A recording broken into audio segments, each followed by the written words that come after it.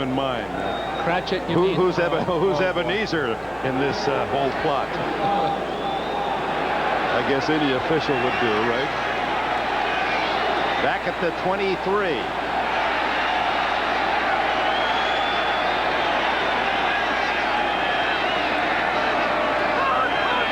Third and 12. And Hostetler covers it back at the 43, and that takes the Giants out of field goal range. I was watching Smith. What happened, Dick? The ball just go off his knee or something? Here's Oates with a snap. Way off the mark. That was headed for Secaucus. Well, Oates, I could see, was concerned about Jeff Wright, who was playing right in front of him. But that ball was it was a totally missed snap. It looked like it slid along the ground before it came off the ground, and Smith bad. Right there to down him. You hope for his sake that it's a wet ball, because otherwise it's no excuse for it. Instead of a field goal, Landeta will have to punt with 8:49 left in the fourth. Edwards lets it go. And there's Thompson, the omnipresent specialist for the Giants, couldn't get there in time. Timeout. NBC Sports coverage of the National Football League is brought to you by Oldsmobile. Stop by your Oldsmobile dealer and see what's new from the new generation of Olds. By IBM. Whatever your size, whatever your needs, IBM is working to bring you the best solutions. By Olympus, makers of 35mm cameras and video. And by Miller Lite, with a reminder to please think when you drink this holiday season. 8:38 left in the fourth quarter. Buffalo with a 17-13 lead. Ball at the 20-yard line on the punt into the end zone by Landeta. Remember, next week it's Miami at Buffalo. First time the Dolphins had to play a December game in Buffalo in their 25 meetings in Buffalo. Right going long for Lofton. Incomplete, and Lofton did a good job of denying Collins the interception. Great coverage by Collins. He got inside Lofton and just remained there and forced him along the sideline. But Lofton, on the other hand, over the top to stop the interception. Lofton takes him on, then bends out, but watch Collins just bend back in toward him. It makes it awful tough for Lofton to do much about it except stop the interception. Ooh, Lofton got away with a face mask. One thing for sure, Dick, they're going for it. Buffalo's not trying to use the clock. They're not doing anything like that. They're shooting the works. And you'd think they'd be running the ball and trying to take time off the clock. Reich changing his play. And Thomas drilled again. Herman Thomas, who started with some big yards, now has only 42 yards and 15 carries. They've really smothered him. Greg Jackson, the strong safety, came up outside that play and made the big stop right there. You see him from the side. So he snuck around behind it, caught it from the side.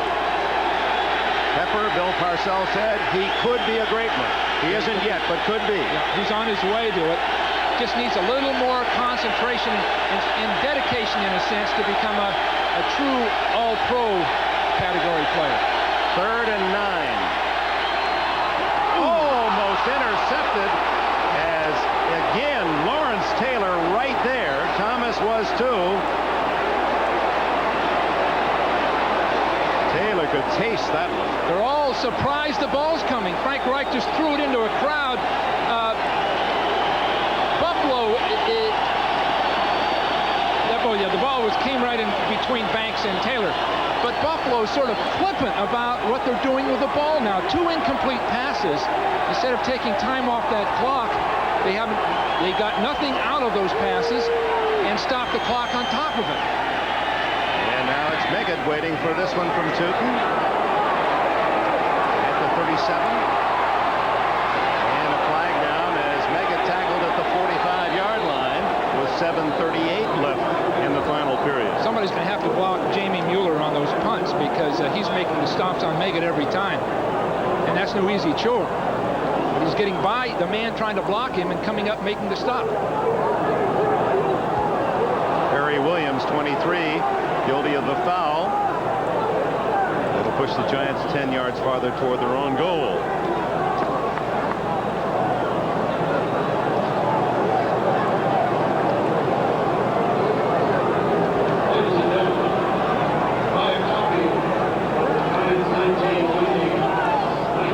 point of the fourth quarter. Timeout here at Giant Stadium, New York with the Bull.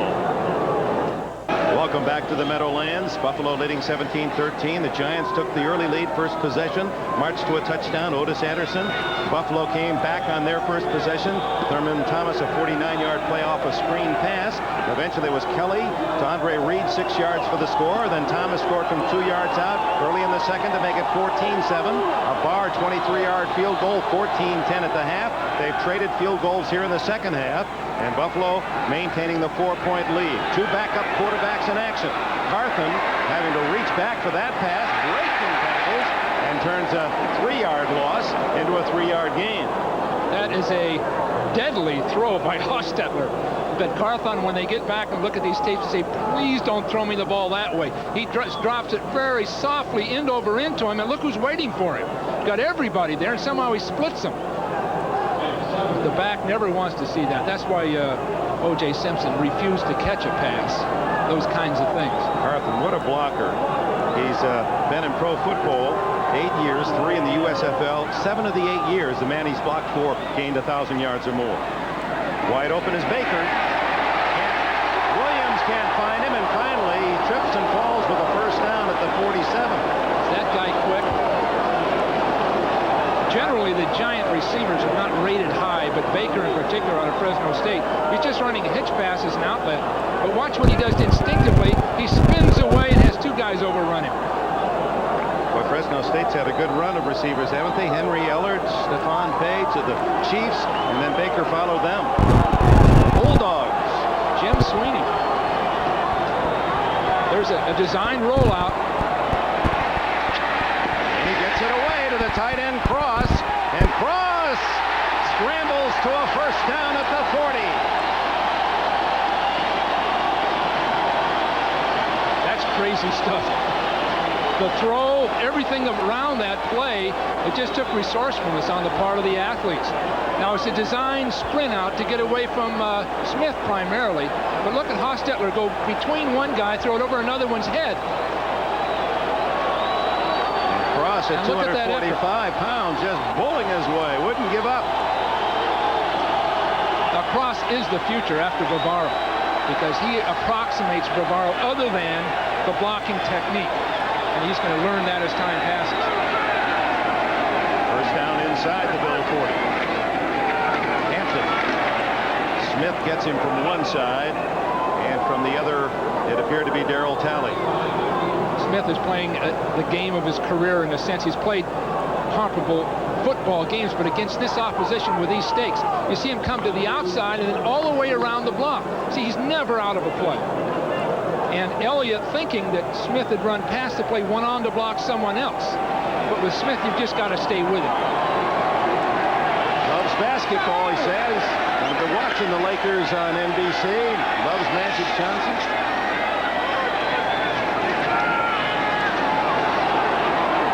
Lots of time. Oh, Neggett was open. Everything was good for Hostetler. His instinct's good. He went left, he went right, he avoided the rush, saw his man open and bounced him the ball. And that's one of the problems with a quarterback. If he starts running, he almost has to stop and relax for just an instant before he throws. Now, you, former quarterback, Montana does that so well. He'll roll away from trouble, plant, step into the pass, not just kind of throw drifting to the sideline. Sure, when those muscle groups are sort of antagonistic to a throw, so you're running and trying to throw, and you're bound to be inaccurate. Ooh, that kinesiological approach, that's what does it, huh? Took that. I think a lot of things. Hostetler on third down to Baker.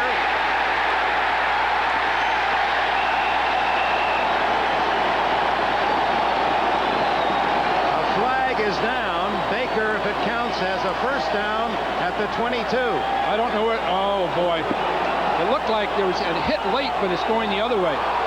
Baker came out of the backfield that time. He snuck out of the backfield and was uncovered. The wide receiver lining up in the backfield. Offensive interference. You rarely see that.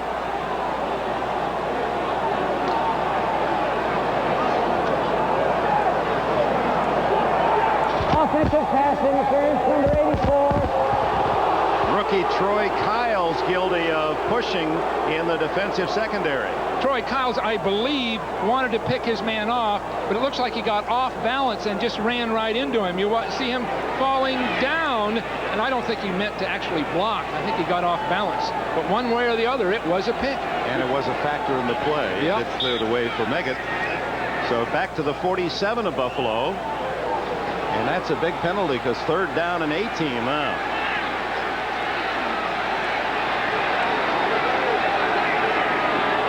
4:37 left. Buffalo by 4.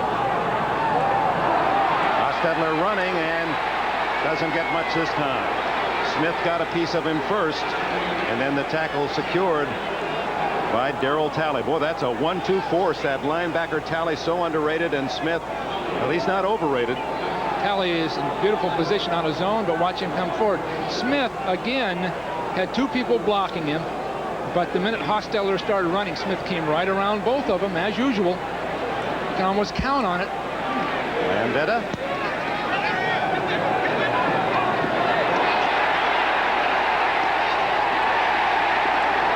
Was he in the end zone when he touched the ball? That's the question. Apparently not. The ruling, he's downed it at the 1-yard line. And the officials will talk about that and might be reviewed.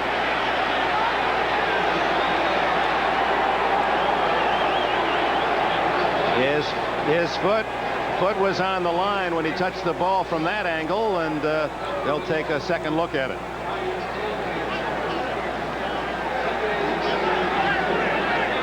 This is the rookie again trying to make amends. And Troy Kyles' game effort, we'll see if it is allowed. In the meantime, we will take a break. 3:54 left. Buffalo with the ball and a 17-13 lead.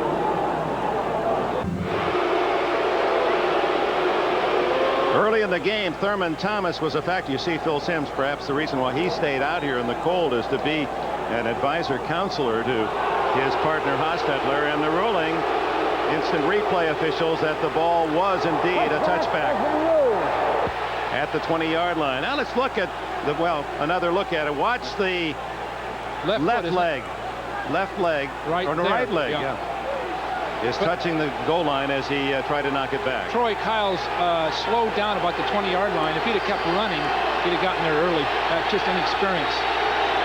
They'd like to run the ball now, but Thomas has been ineffective since early in the second quarter. The Giants have keyed in on him. And he gets about 4 on that play, which gives him 7 yards total in the second half. Rushing. Well, he'll most likely get 5 or 6 more chances if the Bills have their way. Just take him and hammer it and use the clock. And even those numbers in the first half are misleading because you got to factor in some catches. One, a 45-yard plus catch that led to a touchdown. They really stopped Thomas. Of course, Belichick, the defensive coordinator for the Giants, said we've got to take Reed out of the game, got to take Thomas out of the game. They're the 2 guys who can really beat you. Frank Reich for the injured Jim Kelly. And it apparently will be Reich right to the playoffs. Thomas, nothing. Clock running under 3 now. Great job by Leonard Marshall coming into that play. He wasn't blocked, but he really made a clean, sharp tackle. Giants will spend a timeout right here to stop the clock at 2:58. There is a fine football player right there. This guy is up and down the sidelines, leading his team. He and Banks of the Giants are 2 sort of underrated guys in a sense because they're truly outstanding players. Darryl Talley, he plays alongside Smith and does a lot of the audible calls for Smith to run his different stunts. Meanwhile, there's Banks, number 58, who is a super also. 3rd down, a long 5. Thomas. It's going to be close. He's hit right at the 30-yard line. If they mark it on the 30 or beyond, first down. Let's see where they put the nose of the ball. Right tickling the 30-yard line. This will be an interesting measurement. No, I guess not. If it's touching the line, it's a first down. They don't have to measure. Well, that looks short of the line. Oh, no, it's on the line, Dick. My eyes. What is wrong with me? Well, this is fine running. Excellent job of blocking by Mueller. And it's on the line. A injured Giant is Greg Jackson.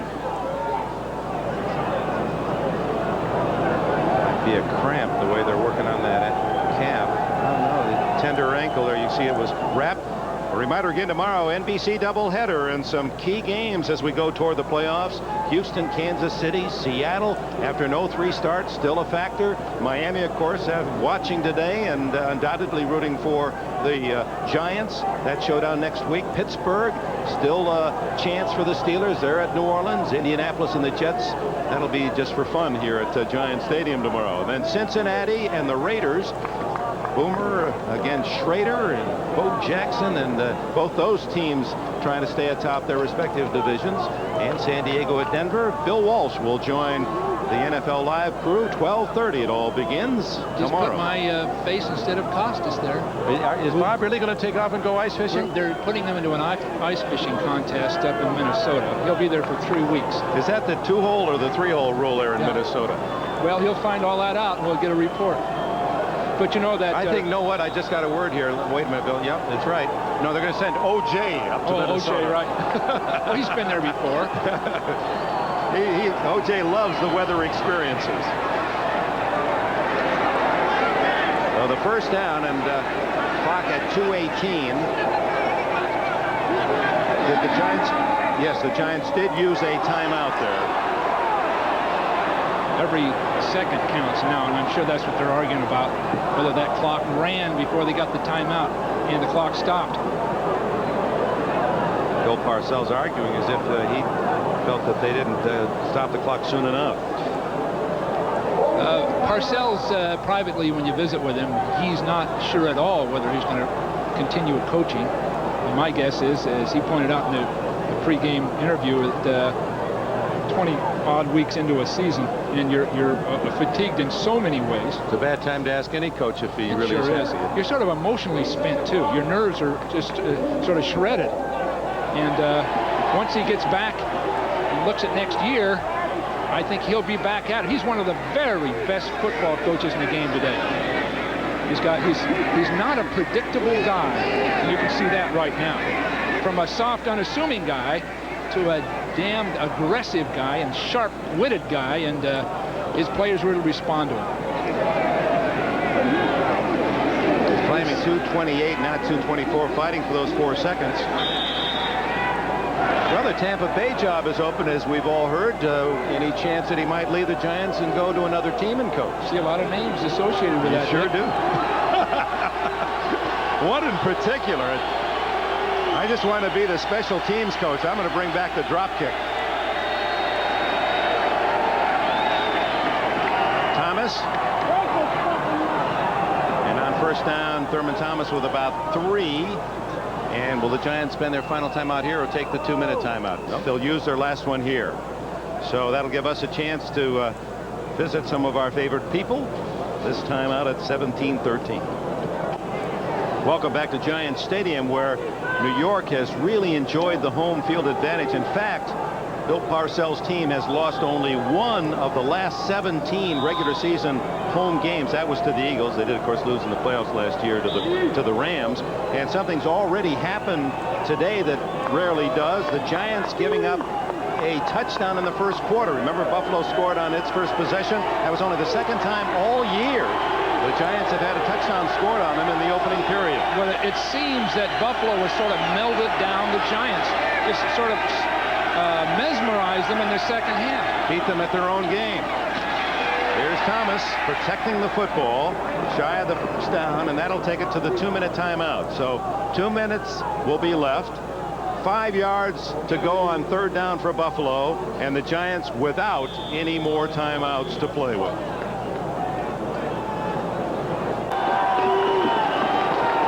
Darryl Talley. He's not much of a basketball player, but you could get a pretty good team together on this Buffalo club. In fact, they have 5 former All-State, 2 little college, small college All-Americas. Kelly, All-State Pennsylvania. Bruce Smith, All-State Virginia. McKellar was a Division II championship team. Metzlar's Division III at Wabash. And Hull was an All-State Mississippi player. On 3rd and 5, the Giants stop Thomas. So Buffalo will give the Giants a chance to come back. They'll let the full 45 seconds click away, and the Giants will get the ball at around the 1-minute mark. Good solid call by the Bills. Unlikely they'd get the first down, but they can get 40 seconds off that clock, help their field position a little bit. And the Giants with a backup quarterback, Sims an injured ankle, and no timeouts left for Hostetler. If they do come out of this with a win, the Bills will have demonstrated that they're for real, losing Kelly as they have, and playing that entire second half with character, something that people have questioned at one point or another, and taking on an established winner, a champion. Bills take the delay of game to spend every second, so 1:09 left on the clock. By the time Meggett gets his hands on it, it'll be close to the 1-minute mark. Of course, Meggett can change things in one swift run. Well, they're going to have to block Mueller on this play. Number 41 is going to be coming down the field, and the previous 2 punts he made a clean stop by himself on Meggett. Mueller lines up as the left guard.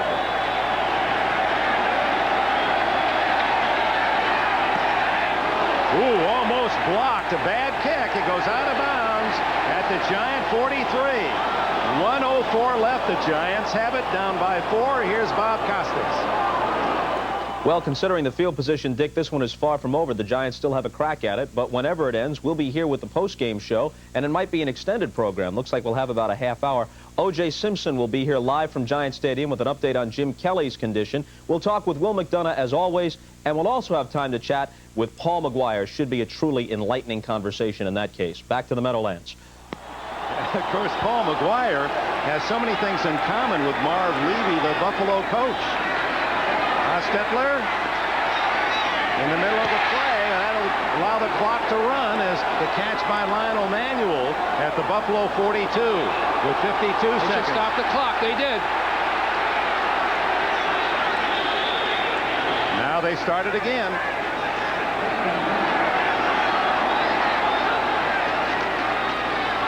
To the sidelines, Baker steps out at the Buffalo 33. 41 seconds to go. Hostetler's handling his team very well, no question about that. But they're going to have to get something well down the field and out of bounds at the same time. They can afford maybe one play in the middle of the field, and that'll eat up about 25 seconds if they do it, or even more. Sims, injured foot. Cooley watching from the back row. Hostetler repeat his comeback performance against Phoenix this year. Ooh, Meggett. That one almost would have been better not to have been called. They're taking too much time on this one. See, that play, Dick's going to take too much time off that clock. Hostetler's going to ground it here, it would appear. Yes. With 24 seconds to go. And the ball at the 26 of Buffalo, 17-13. A field goal won't do it for the Giants. We said Levy, a lot in common with McGuire. Did you know that they, well, both involved with Buffalo? McGuire, one of the great punters in the history of the game at Buffalo. They both worked at ESPN as announcers. Levy and McGuire both work at NBC. Yep. Both had as their play-by-play man Marv Albert. Well, that really connects everything. They are not both Phi Beta Kappas, however. I think everyone in the nation knows that. Marv is.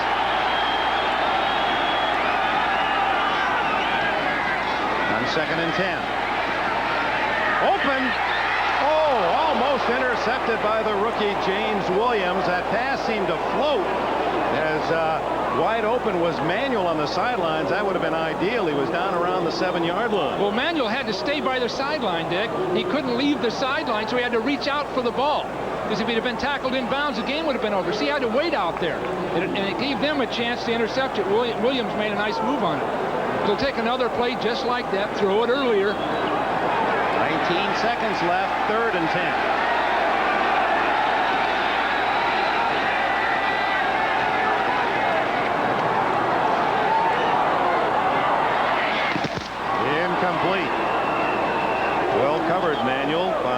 Clifford Hicks, an extra defensive back, picked up just a couple of weeks ago from the Rams off the waiver wire. So now it's down to one play. Lawrence Taylor and the Giants ever so close to suffering a rare loss here at Giants Stadium. But the big loss of the game may be that that will have to be absorbed by the Buffalo Bills. Jim Kelly, although Frank Reich certainly didn't make any crucial mistakes, led the club, kept them there, kept the lead.